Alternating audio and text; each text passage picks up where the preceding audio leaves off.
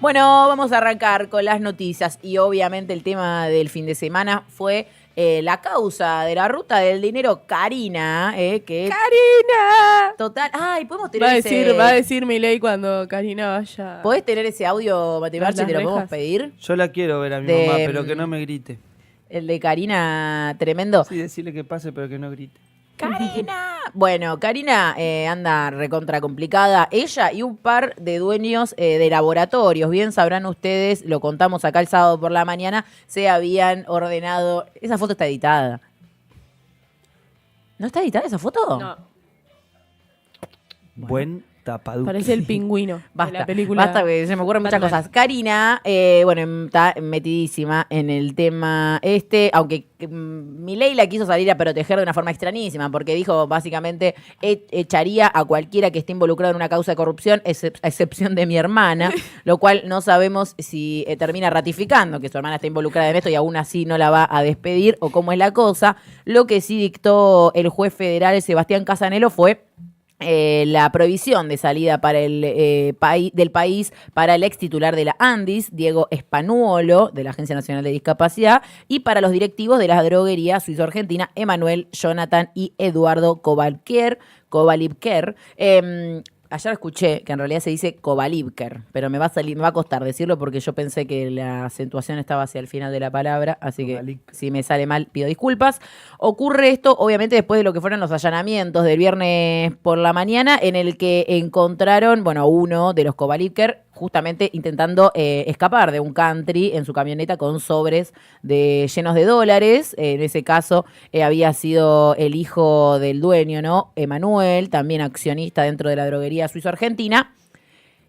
Y además también encontraron órdenes de pago multimillonarias, le encontraron maquinitas cuenta dinero también en sus casas. Y bueno, se secuestraron algunos de los celulares. Esperemos que lleguen con toda la información a destino. O sea que uno necesita contar la plata y con los dedos cuesta un montón. Cuesta, ¿no? Se te pegan los billetes. Cuando vas como... Sobre todo si venís con un carrión de billetes, se complica. Claro. Unos cuantos carrión de billete, me parece. Bueno, realmente acá lo que había una triangulación, esto ya lo dijimos, donde aparentemente desde la Secretaría de la Presidencia se pedía el 3% de un total de un 8% que se le exigía a los laboratorios y farmacéuticas y droguerías que tenían que pagar por encima del total para que le den esa licitación, ¿no? ¿Se entiende más o menos? Básicamente las farmacéuticas y demás eran exigidas por parte del Estado Nacional, por el gobierno, de pagar este 8%, que una parte iba directo a, aparentemente, Karina Milei, hermana presidencial, y el entramado de los Menem, particularmente Lule Menem y Martín Menem, que los vemos ahí en pantalla, y que ahora, aunque están queriendo despegarse de Spanuolo, vieron que dicen, no, Spanuolo en realidad lo metió Villarruel y no sé qué, y aquel, y qué sé yo. Hay fotos de 2020 de Javier Milei con Spanuolo. Por lo tanto, está compleja. Y además se deja ver una estrategia que los está exponiendo, porque cada funcionario sale a decir algo distinto. Algunos salieron a decir, bueno, no, Spanuolo era de y aparte Villarruel. era su abogado también, que esto Era su es abogado puntual, personal. porque ¿cómo no lo vas a conocer a tu abogado? ¿No te reunís con tu abogado? ¿No charlás con él? Y hay muchos ingresos de Spanuolo Ese a la es el casa, otro elemento a la Quinta de que los Olivos, a la complica, Casa además. Rosada. Así que esas cosas... Con compañía. Ujú. Porque no fue que Spanuolo, bueno, por ejemplo, viste que ellos dicen que los domingos van y escuchan ópera. Sí, ahora los hace mirar Homo Argentum. Homo Argentum. ¿Sabías esa? No, sí. Estuvieron viendo Pero Homo ya la vieron Argentum, todos.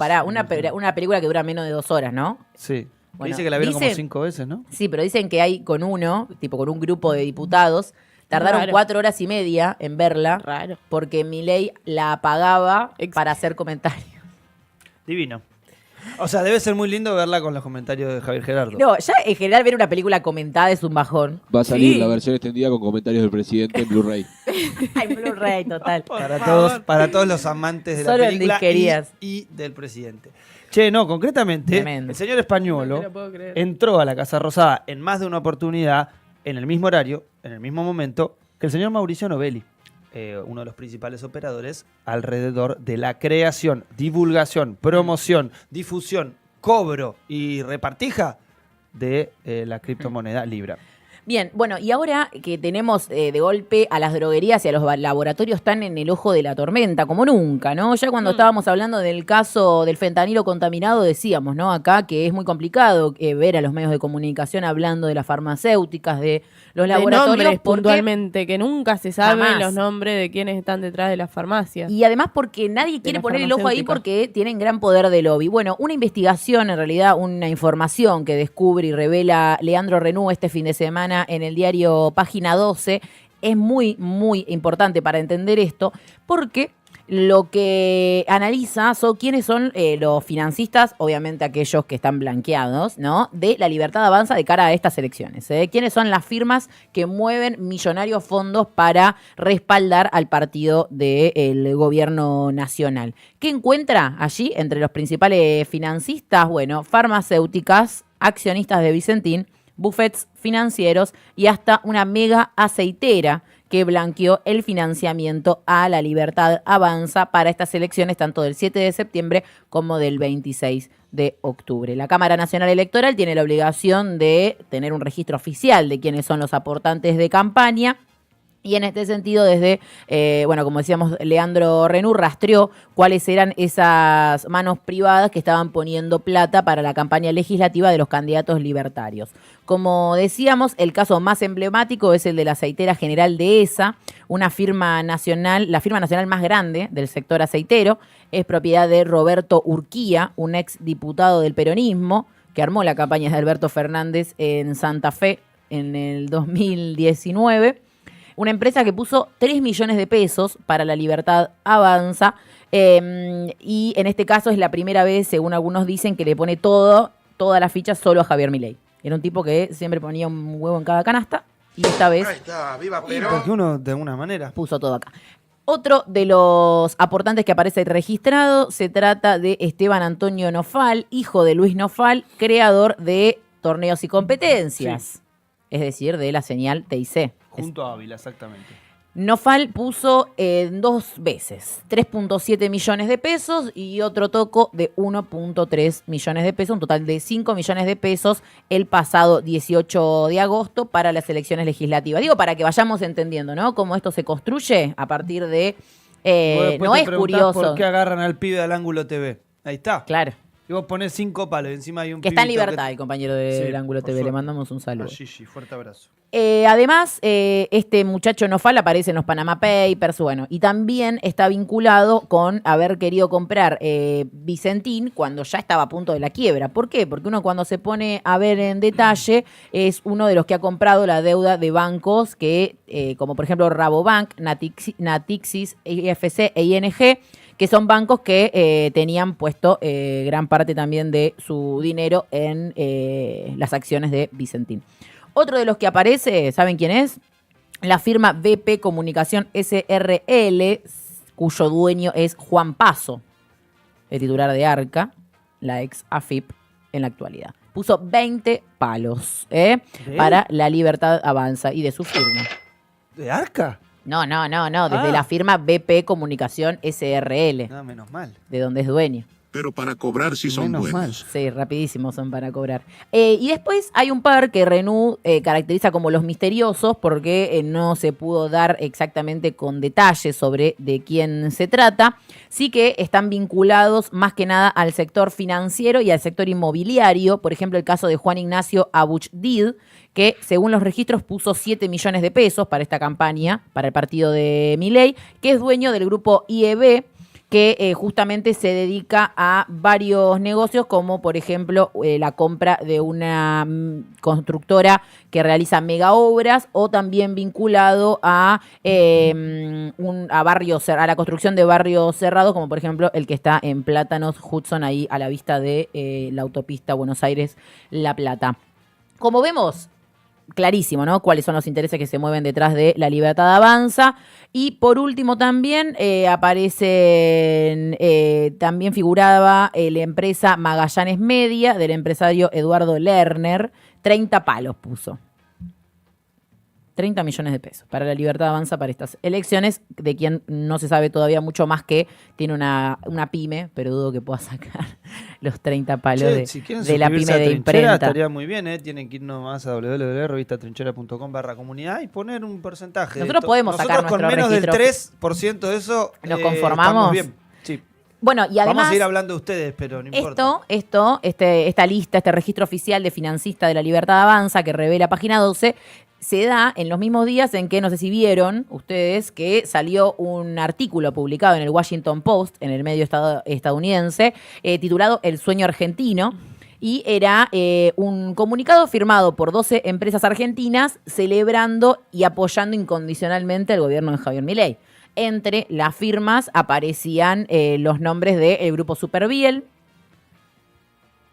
el Laboratorio Ruemers, el Laboratorio Bagó, los dueños de la agrícola Don Mario, el Grupo IEB, de justamente este muchacho Abuchdi, de quien nombramos recién, y el Grupo ELEA. Bueno, para que entendamos bien quiénes están detrás de este gobierno y en este caso de los candidatos libertarios para estas elecciones, farmacias, laboratorios, accionistas de Vicentín, bufetes financieros y mega empresas están detrás literalmente poniendo dinero, y esto en los casos blanqueados. Estamos viendo la nota, mira, Mirgor también aparece firmando este comunicado. Ahí vemos cuáles son las empresas que dicen que estamos viviendo el sueño argentino, y aparte lo publican en un medio estadounidense, ¿eh? Imagínate si le está yendo a Bagó y a Ruemers lo que te está yendo a vos. Pero bueno, los que ganan y los que pierden, como siempre, y encima que en estos proyectos si neoliberales. Tenés que poner retornos, es como que había había un porcentaje que podía ser ganancia del laboratorio, pero ahora no es más ganancia del laboratorio. Pero sin embargo sigue siendo un sueño. Bueno, ¿no? Por algo había algunos grupos que estaban pagando también ese porcentaje sin decir nada, ¿no? Muy bien. Calladitos. Muy bien. Calladitos. Bueno, por último, digo, la segunda de este Será Informades, que es la otra cara justamente de todos estos financistas del gobierno nacional y que son los que pierden. Por ejemplo, los docentes universitarios, todos los trabajadores de la universidad, que a pesar de que ya fue sancionada la ley de financiamiento universitario, aún no fue ni vetada ni promulgada. Y siguen en lucha, en este caso, en el día de mañana, martes 26 y miércoles 27, el gremio ADULP, la Asociación de Docentes de la Universidad Nacional de La Plata, confirmó la realización de un paro de 48 horas. Este anuncio llega luego de una situación trágica que se vivió en la asamblea de ADULP el viernes por la noche, cuando se estaba votando esta medida de fuerza y terminó suspendiéndose la asamblea por la descompensación y posterior fallecimiento de un profesor, por lo que desde el gremio, además de obviamente lamentar la muerte del compañero docente de la Facultad de Ciencias Agrarias y Forestales, Daniel Jiménez, que desde acá obviamente también mandamos un saludo a toda su familia, comentaron que iban a adherir a la resolución de CONADU, por no haber podido votar, como decíamos, dentro de la asamblea propia. Así que adhirieron a estas medidas de CONADU. ¡Ay, que te las pasé mal! Mira, Mati Marchi, te pasé mal el flyer. Porque dice 21 y 22 de agosto, que son los paros de la semana pasada. La semana pasada. En este caso es un paro de 48 horas, pero que va a ser esta semana 26 y 27, es decir, martes y miércoles no habrá clases. Medidas que obviamente buscan rechazar el veto presidencial anunciado por el gobierno a la ley de financiamiento universitario, además de reclamar por la situación salarial docente que ha llevado a que hayan perdido un 50% de su poder adquisitivo. Ahí vemos el flyer. Disculpen la equivocación, son muy similares, se me traspapelaron. Ahora sí, martes 26 y miércoles 27 de agosto. Este paro por ahora no se confirmó si va a estar acompañado por alguna otra actividad, movilización o demás. Por lo pronto, la consigna por paritarias libres, recuperación de nuestros salarios y por más presupuesto para la universidad, ciencia y tecnología. Bien, esto es un poquitito del Será Informades, pero que va a continuar obviamente de la mano de mis compañeros. En primer lugar, el muchacho a mi derecha, Franquito Cariñano. No sabía desde dónde verlo y lo vi desde el lente de Franco.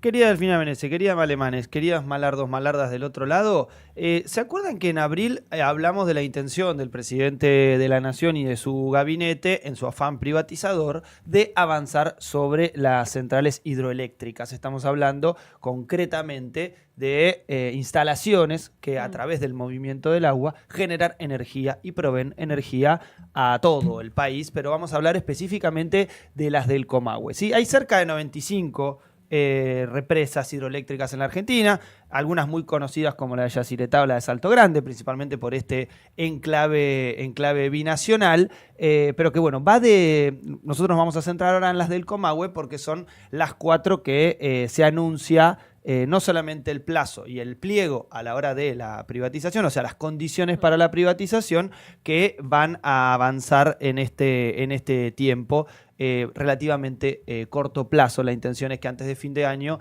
ya sean privatizadas. Justo aparece en pantalla uno de los paneos de AISA, ¿no? Otra de las empresas, en este caso anclada en el AMBA, anclada en la localidad de Quilmes, donde, también es una empresa central para el abastecimiento de agua de toda la región. No solamente el abastecimiento, sino obviamente su tratamiento, ¿no? Recuerden que todas estas plantas tienen además un tratamiento para que el agua potable vaya en esas condiciones al grifo de las distintas casas.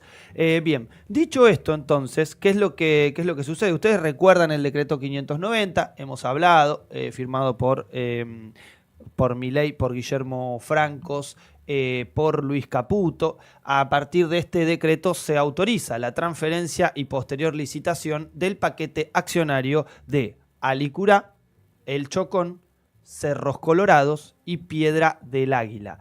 Todas hidroeléctricas argentinas, sociedad anónima. Ese es el nombre completo de cada una de ellas. Todas están bajo la órbita de Energía Argentina, sociedad anónima, ENARSA, ¿sí? Recordemos, y vamos a hacer un poquito de historia. Estas hidroeléctricas, todas fueron fabricadas con financiamiento del Estado Nacional, ¿sí? En la década del 60, y a que no saben cuándo fueron privatizadas. Adivinen cuándo fueron privatizadas estas hidroeléctricas. Exactamente. Su sospecha es correcta. En la década del 90, concretamente, en ese momento el presidente de la Nación, Carlos Saúl Menem, ejecutó la privatización de las distintas hidroeléctricas, generando lo que podríamos decir un dulce, un chupetín para las provincias, que es, vamos a avanzar en la privatización, se va a vender lo que se denomina en estos momentos la joya de la abuela, ¿sí? O lo que se denominaba en esos momentos la joya de la abuela. Imagínense que es un negocio... Que ahora la abuela ya está saqueada, no le quedó nada. La abuela no tiene ni la jubilación mínima ya. Le robaron Por eso le están robando la mínima. Le robaron hasta los dijes de casamiento, se los patinaron para pagar la luz. Concretamente están entregando uno de los negocios más importantes, que es la producción de energía, pero sobre todo un negocio que tiene una sobredeterminación. Vos imaginate que el dueño de esta hidroeléctrica elige a qué precio venderte y se posa sobre el movimiento del agua. Del agua que, recordemos, es un río. ¿Sí? Estamos hablando, por ejemplo, del río Limay. ¿Sí? Alicurá está en donde está el río Limay, ¿sí? Por lo cual se abastece de energía del propio movimiento de un propio río de la Argentina. Sí, por día consume muchísimos litros. No sé si algo así de 7.000 litros por día puede ser, algo así. La utilización, cómo funciona en este caso, con estas instalaciones que nosotros veíamos recién en pantalla de las distintas instalaciones, lo que se genera es a través del propio movimiento del agua con distintos... con una infraestructura y con motores que reciben ese movimiento, y con ese movimiento lo que producen es energía. Hay, para que nos pongamos en la cabeza, nosotros recién nombrábamos solamente 4 del Comahue, ¿sí? Y estamos hablando, cuando decimos del Comahue, hablamos de la región rionegrina, Neuquén, ¿sí? Esa franja en la que están instaladas gran parte de todas estas represas. ¿Cuál es la situación en este caso entonces? ENARSA, con ese control que hacía como ente estatal, pero conformado como sociedad anónima, tenía un control de esto, más allá de que haya una empresa operatoria que la esté realizando. Por ejemplo, hay una empresa estadounidense que opera a Licurá y que incluso está tratando de quedarse con la total instalación y no solamente con la concesión. ¿Por qué? Por una deuda. Y acá es donde empezamos a necesitar ir cada vez un poquito más atrás en la historia. No vamos a llegar hoy por una cuestión de tiempo, pero la Argentina ha tenido... Vas a tener que escribir en el dossier de bienes comunes, me parece, para desarrollar largo y tendido. Tampoco entra en ¿No? un escrito. No, sí, Parte 1, parte 2 y parte Bueno, un 3. libro. No se puede comprometer a escribir porque Yo no me debe comprometo ser en vivo a las cosas que no puedo hacer. La mentira más grande de Franco es voy a Qué escribir. Bueno, Esa por lo es mi menos lo mentira. está diciendo. Esa es mi gran mentira. Bueno, No, aproximémonos entonces. concretamente, en la historia de la Argentina Sí. hubo distintos fallos internacionales incluso que han llevado a la Argentina a uno de los comités internacionales o a uno de los, si se quiere, lugares en los que se dirime jurídicamente internacional, que es el CIADI, por ejemplo, y allí han ido distintas empresas extranjeras que se han hecho cargo del servicio de agua. Nosotros recién veíamos a AISA, que va a estar en proceso de privatización. A Zurich, por ejemplo, la empresa francesa. Fue, si no me recuerdo mal, el año del pago fue 2012 o 2011, en el cual el gobierno, en ese caso, de Cristina Elizabeth Fernández de Kirchner, pagó cash al CIADI ese entuerto que tenía la Argentina en clave de regularizar la situación exterior de la Argentina, ¿sí? Esto es, por ejemplo, si vos tenés un litigio internacional, es muy probable que no puedas acceder al crédito extranjero exclusivamente con algunos acreedores, como por ejemplo el último acreedor, que es el Fondo Monetario Internacional. Pero antes de ellos hay un montón de acreedores que si vos tenés un problema con una empresa, te va a decir, che, no, pará, vos le tenés que pagar a Zurich, mientras tanto no te voy a prestar plata. De la misma manera pasa con esta empresa norteamericana, que es parte de la que ejecuta Licurá, está pidiendo $732 millones. Obviamente, adivinen a dónde va a tramitar esta demanda. Obviamente a Washington. Sí. Con lo cual va a su país de residencia, claro. Y pide justamente a la justicia norteamericana el accionar y un reclamo a la Argentina. ¿Cuál es la línea gruesa de todo esto? Bueno, el agua.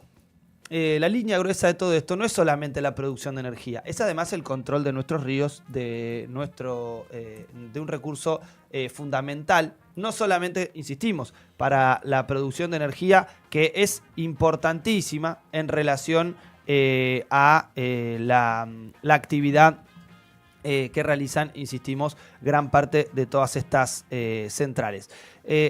Y concretamente en una zona que también decimos que es estratégica, ¿no? Estamos hablando del inicio del sur argentino, el inicio de la Patagonia. Recordemos también que hay dos de las hidroeléctricas que están paradas, que son la de Santa Cruz, que son la Néstor Kirchner y la Zepernik. Recordemos, paradas acá con una intención meramente política del financiamiento chino, ¿sí? Recordemos que ahí hay una concesión mixta en la cual la empresa argentina es Hidroeléctrica Sociedad, Electroingeniería Sociedad Anónima. Recordemos que uno de los propietarios fue quien fue detenido por la causa Cuadernos, instigado a declarar culpable a Cristina Elizabeth Fernández de Kirchner para ser puesto en libertad, que es Ferreira. Van a recordar una entrevista que realizamos hace un tiempo con él. Seguramente dentro de poco estaremos hablando nuevamente, no solo por la causa, sino por el análisis general de este mapa de las hidroeléctricas en la Argentina, lo cual es muy importante.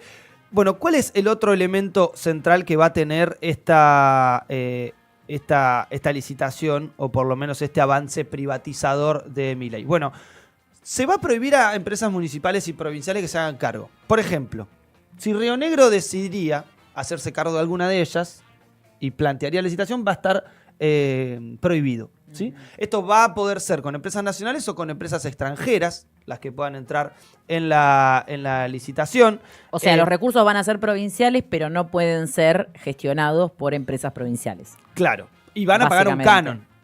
acá está el dulce para las provincias. ¿Cuál sería el acuerdo que puede hacer el gobierno nacional con las provincias? Bueno, acá van a pagar una alícuota que va a ser directamente por la explotación del recurso, del bien común en este caso, que está situado en la provincia que vos administrás. Este es un poco el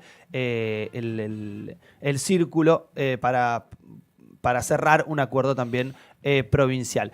El otro tema es que nadie va a poder concentrar más del 20% de la generación eléctrica del país, ¿sí? En un solo conglomerado. Este es el otro elemento. Recordemos que las sociedades mutan, se diversifican y se ramifican como la propia raíz de un árbol, y al final todos tienen el mismo tallo, podríamos decir, ¿no? O la misma copa florecida. Con lo cual, a veces aparecen los mismos dueños, a pesar de que los nombres son distintos. Pero concretamente, entonces, en este pliego, el 20% de la generación eléctrica del país no va a poder estar concentrado en una sola empresa, y un mismo grupo no va a poder quedarse con 2 represas, con lo cual de estas 4 no va a poder haber un grupo que tenga, por ejemplo, el 50% de estas hidroeléctricas del Comahue. Insistimos con esto, que es un ápice, es solamente una pieza de un rompecabezas muy grande, que es la importancia del recurso hídrico, pero sobre todo en clave de la generación de energía y en clave de una privatización masiva en curso, que concretamente es destruir todos los instrumentos del Estado. Recordemos parte de estas concesiones que tenían 30 años, que vencieron en 2023, en agosto de 2023, que fueron ampliadas o por lo menos prorrogadas hasta luego de estos decretos de la administración de Milei, avanzar en la privatización, que concretamente es el objetivo, destruir todo lo del Estado y avanzar y limar terreno para el privado. Seguiremos de cerca, obviamente, todo este tema, pero por lo pronto, preocupación ante nuevos avances privatizadores. Bien, 13 minutos nos quedan para las 10 de la mañana. Vamos, y volvemos rapidísimo, nos metemos en la comunidad junto a Male. La comunidad de Male.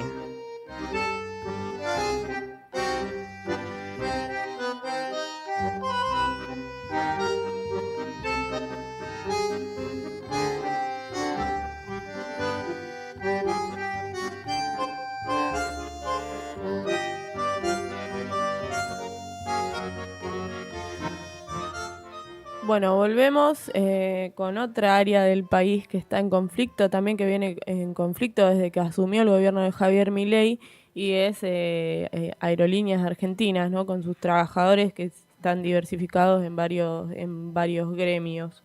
En este caso hablamos puntualmente de GPS, pero también de las demás áreas, pero nos centramos en GPS, que hace 3 semanas sufrieron un despido de un compañero que fue despedido con persecución, ¿no? Como venimos marcando siempre, al sector laburante lo están persiguiendo. GPS, estamos hablando de una de las principales tercerizadas que trabajan para Aerolíneas Argentinas, que terminan en realidad conformando una gran parte de la planta de la empresa de bandera, y que el año pasado fue noticia porque hubo un despido masivo de alrededor de 200 trabajadores, que obviamente sacudió de cerca a GPS, principalmente en Aeroparque, pero también se habían dado varios despidos en Ezeiza y y en varios lugares, que ahora encima se reanuda.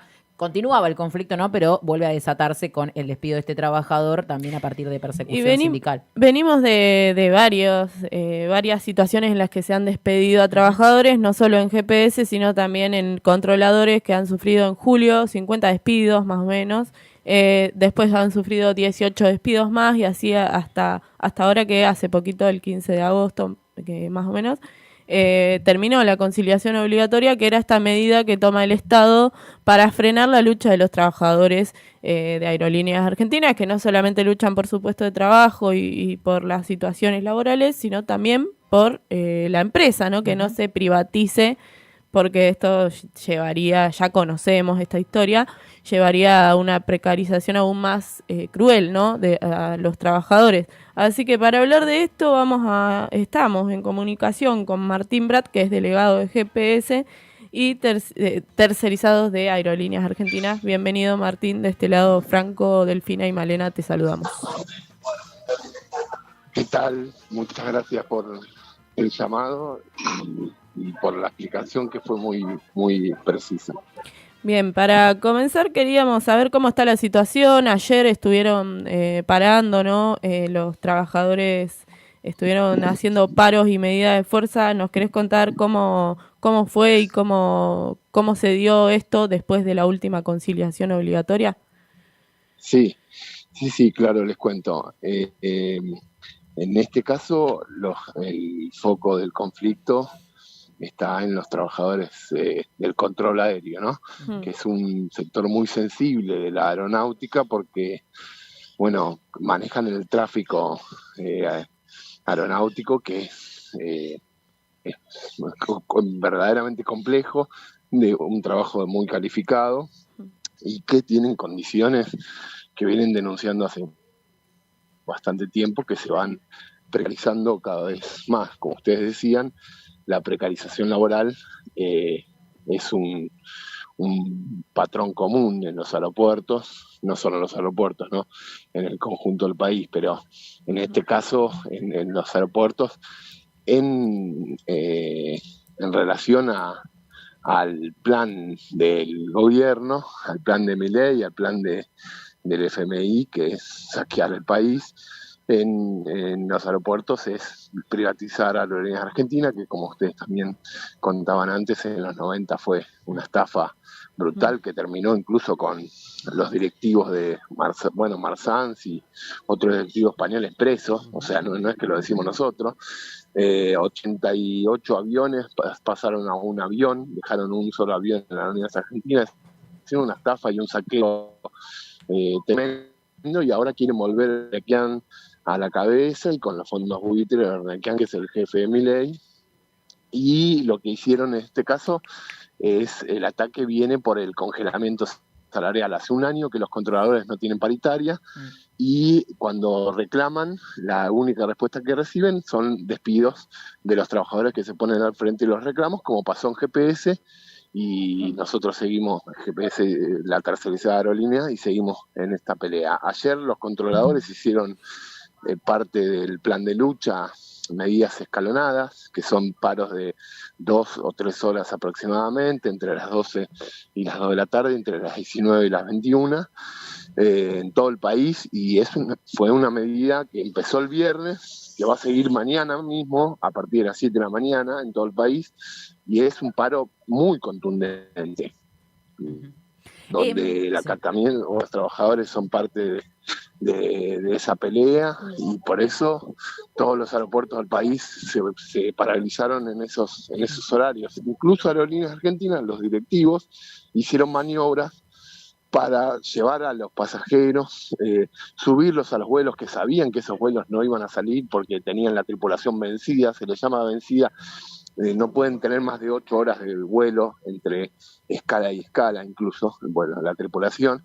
Entonces cuando se vence, tiene que cambiar de tripulación, eso tiene un tiempo, ¿no? Más vale. Y los directivos de la aerolínea, sabiendo de esta situación, lo hacían igual para poner a los usuarios, a los pasajeros en contra de los trabajadores. Es una historia que nosotros vemos desde hace muchos años. La tapa de Clarín es paro salvaje. No sé qué significa paro salvaje, cuando los trabajadores se defienden de despidos y congelamiento salarial.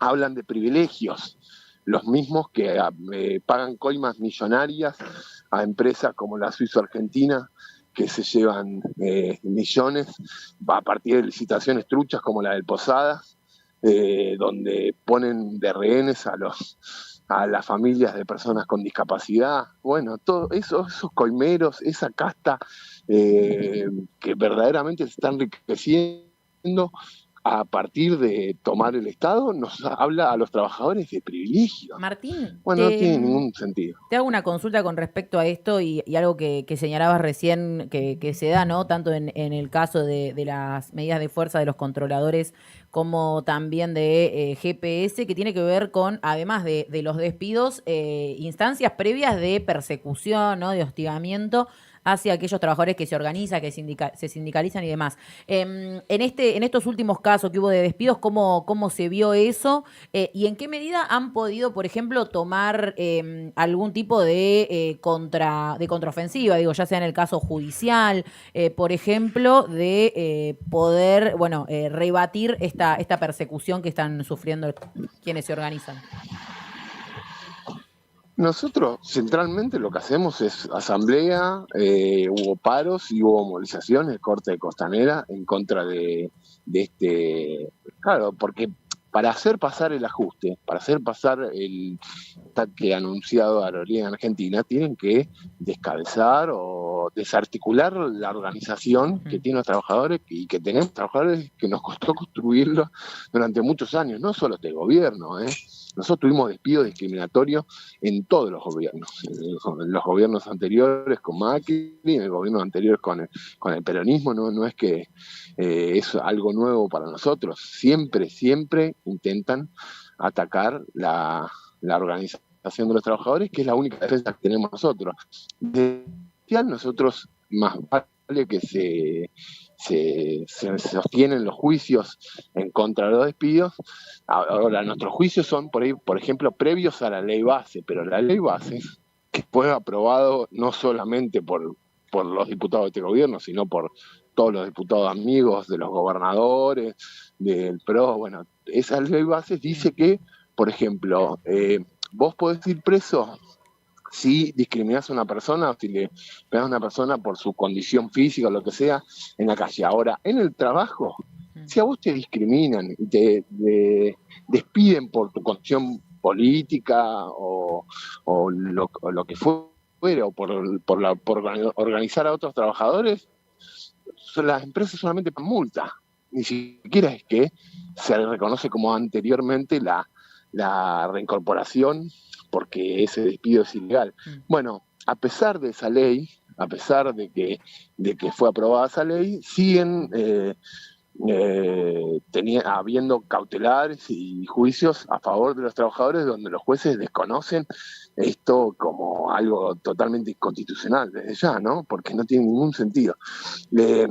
Así que se mantienen, o sea, nosotros la pelea por los compañeros que fueron fueron despedidos en forma discriminatoria, ilegal, se mantiene. Nosotros tenemos una compañera reincorporada, Rosa, que es fundadora de la Comisión de Mujeres, y el resto de los compañeros siguen en esta pelea. Lo mismo pasa en los controladores, y lo mismo pasa en muchos organismos estatales y en empresas privadas, ¿no? Las empresas aprovecharon y opinando que tienen un gobierno propio, aprovecharon para atacar la organización sindical, la organización obrera, ¿no? Y desde ya que se basan en, por ejemplo, un desprestigio enorme que tienen las condiciones sindicales. Bueno, nosotros somos totalmente distintos, no somos parte de eso, somos trabajadores de base, delegados de base, que vamos a trabajar todos los días. Hace 15 años que cumplimos nuestras tareas en Aeroparque, somos parte fundamental de la operatoria, y no nos enriquecimos, ni mucho menos, todo lo contrario, sino que somos parte de la defensa con nuestros compañeros de Aerolíneas Argentina, de la soberanía aérea, ¿no? Martín, vos mencionabas la vez anterior que con todos los paros que han hecho, no, o sea, estoy formulando, discúlpame, que Flybondi, con todos los problemas que tuvo, aún así, los paros que han hecho ustedes, no sé cómo compararlo, pero en 5 años de paro no tienen la cantidad de problemas que tuvo Flybondi, ¿no? En este tiempo, en vuelos cancelados. Así es. ¿Cómo ves eso? ¿Cómo pensás que cómo percibís la empresa si se privatiza, que esperemos que no pase? Pero ¿cómo pensás que sería eso? Y otra pregunta que te quiero hacer es ¿cómo siguen las medidas de lucha y las asambleas? Claro. Es como vos decís, o sea, en 5 años la comparación es que en 5 años de paro y todo, igual eso también tiene que ver con la inacción de las centrales sindicales y de la directiva de los gremios, ¿no? Pero Flybondi en mucho menos de 3 meses canceló mucho más vuelos que lo que se cancelaron por paros. O sea, la precarización laboral no es solamente un problema para los trabajadores. Las low cost no es un problema para los trabajadores, solamente a los trabajadores aeronáuticos, como nos quieren hacer creer o como quieren venderla. No, es un problema de seguridad, incluso para los pasajeros, y es un problema de miles y miles de pasajeros que se quedan varados en distintos destinos. ¿Por qué? Porque utilizan aviones que están todo el tiempo con desperfectos mecánicos, porque no tienen los mecánicos en todos los lugares, porque tienen hangares que están inhabilitados y de todas formas los utilizan. O sea, a Flybondi le hicieron una multa millonaria porque seguía utilizando un hangar que había sido inhabilitado. Imagínense lo que significa eso para la seguridad aeronáutica. Bueno, esas son las low cost en Argentina y en el mundo. Esto es un plan mundial, no es un plan solamente en Argentina. Lo que quieren hacer acá es llevarlo adelante como en todo el resto del mundo, que la aeronáutica es un trabajo cada vez más precarizado y las condiciones de trabajo cada vez más precarizadas. Así que desde ya, claro, la privatización de aerolíneas tiene que ver con eso.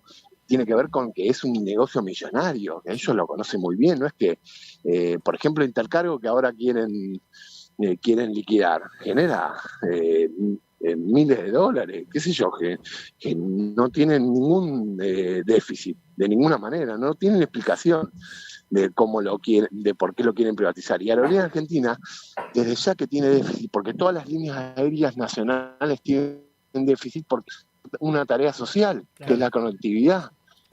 La Argentina es un país enorme y las empresas comerciales solamente van a los destinos comerciales, a los destinos que son rentables. El resto de los destinos quedarían a la buena de su suerte, ¿no? No tendrían ninguna conectividad con el resto del país. Bueno, es parte de una función social que tiene Aerolíneas. Por las acciones, o sea, esta semana ya está votada de los controladores. El martes, como contaban, siguen los paros escalonados, en este caso, y después vuelven a hacerlo el jueves. Cada 2 días van a haber acciones escalonadas, si es que no hay en el medio de negociación, que por ahora no hay absolutamente ningún diálogo ni negociación de parte del gobierno ni de parte de ANA, la empresa nacional de aviación civil, y que dirige, ¿no?, las torres de control y el flujo aéreo. Así que después yo imagino que los trabajadores, en este caso, dirán como seguir nosotros, como tercerizado, como parte del mundo aeronáutico, damos todo nuestro apoyo a los controladores. Ya lo hemos sacado públicamente, lo hemos votado con muchos otros compañeros y creemos que deberían hacer lo mismo todos los trabajadores del aeropuerto, todos los sindicatos. Centralmente creemos que es responsabilidad de los sindicatos darle el apoyo a estos compañeros y compañeras que están dando una pelea que es testigo para el resto de los trabajadores. Bueno, Martín, muchas gracias por tu tiempo y estamos a disposición por cualquier novedad que tengan para contar. Bueno, muchísimas gracias a ustedes por llamar y darnos la oportunidad para poder contar lo que viene sucediendo en el aeropuerto. Un abrazo. Bien, ahí pasaba Martín Brat, delegado de GPS Aeronáuticos Tercerizados de Aerolíneas Argentina, contando no solamente sobre las medidas de fuerza que vienen llevando desde esta empresa tercerizada, que como decía Male, es una de las más grandes que opera en Aerolíneas Argentina, alrededor de 6.000 trabajadores, sino también puntualizando en este paro que se realizó en los últimos días del viernes para adelante, claro, toda esta semana. De los operadores, que son básicamente los muchachitos estos que hacen las señas, ¿no? Que básicamente si ellos no están, que como decía Martín es un trabajo muy calificado, si esas personas no están y las empresas quieren operar igualmente, están poniendo en riesgo a todos los pasajeros y las pasajeras. Así que claramente acá lo que hay es un negocio multimillonario, como decía Martín, que quieren privatizar aerolíneas en este caso, pero además seguir funcionando con el menor costo posible, ya sea a riesgo de poner la vida de las personas en peligro o de echar, despedir y perseguir a quienes se organizan. Sí, esto que también es preocupante es cómo utilizan a los medios de comunicación a su favor para demonizar a los trabajadores, como mencionaba también Martín, que el único diálogo que ellos reciben del Estado es a través de los medios con violencia, con maltrato y con acusaciones que por supuesto no son ciertas, y poniendo también a las personas en contra, ¿no?, de los trabajadores, que es lo que mencionaba al inicio Martín Brat, ¿no? Así es, bueno, lo vamos a seguir de cerca, como hacemos siempre con las noticias que nos trae Male por parte de la comunidad que se organiza y que sigue luchando. Según la RAE, una trinchera es una zanja de